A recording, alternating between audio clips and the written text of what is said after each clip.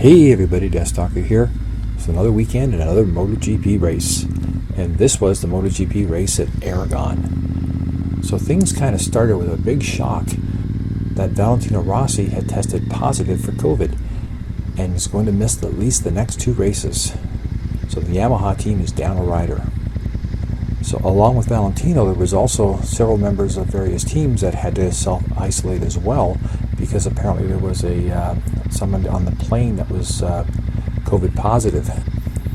So unlike Le Mans last weekend, the weather in Aragon was actually very nice, except for one thing, and that was it was cold. And everyone learned very quickly why they raced Aragon normally in the late summer, early fall. As in free practice 1, in almost every class there was multiple crashes. MotoGP was no exception. And Fabio Quartararo had a massive get-off where he landed very hard on his left hip and ended up having to go to the medical center, leaving everyone worried whether or not the current leader in the championship was going to be fit to race. So on Saturday, because of the events that happened on Friday, they changed the start time for all the classes, so they actually were starting later in the morning to hopefully add some more heat to the ground before they went out there on the race bikes. And for the most part, it worked pretty good, except Fabio decided to have another crash because his left hip wasn't hurting bad enough. He had another big get-off and landed on his right hip. So the one thing that was sort of surprising everyone was at Aragon they expected the V4 machines, such as the Hondas, Ducatis, and KTMs, to do really well, and the inline fours, which was of course the Yamahas and Suzukis, did not do very well. But surprisingly, the Yamahas,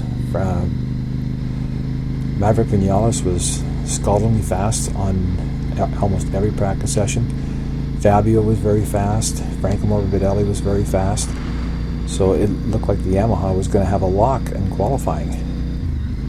And Fabio, even though he was pretty hurt from his two previous crashes, managed to capture the pole. Maverick Vinales was right beside him. And then the big surprise was Cal Crutchlow, who was getting healthier every day, had qualified third and was on the front row as well.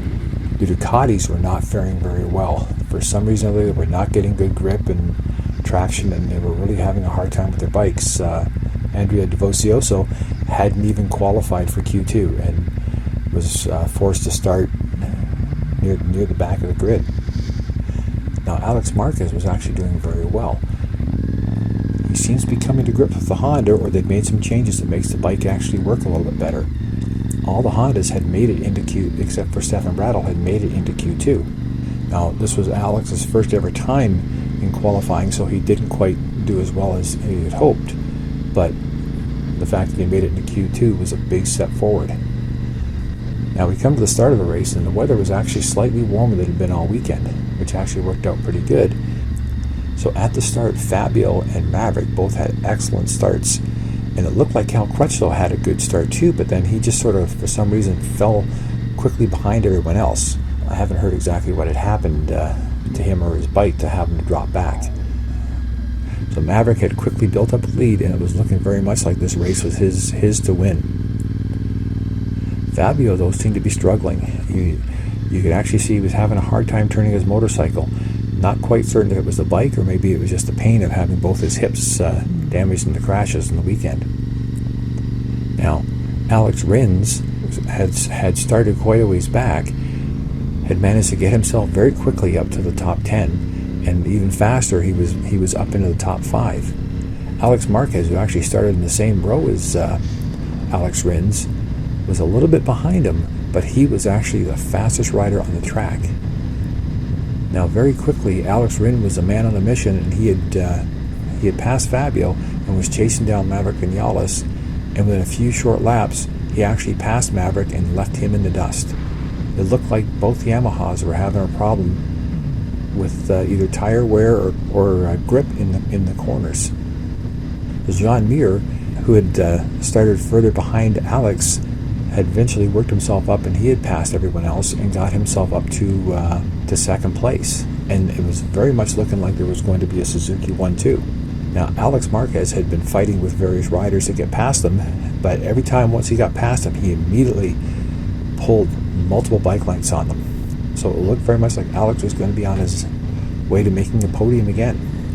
When Alex caught Jean-Mir, the two of them battled for a few laps before Alex made a move, showing that his Honda, which was running the medium front tire, was able to outbrake and had more corner grip than the Suzuki's did. And he very quickly put Mir behind him and was in the process of chasing down Alex Rins.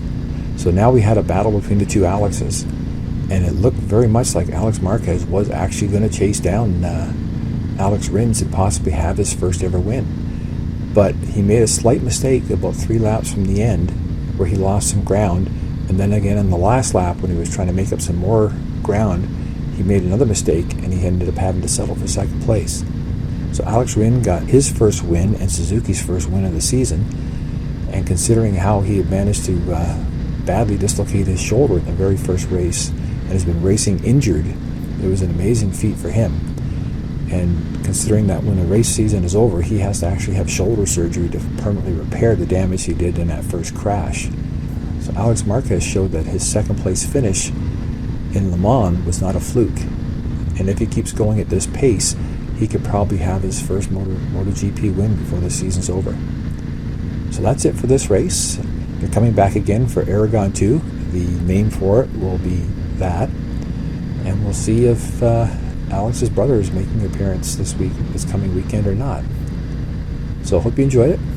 DeathsStalker signing off.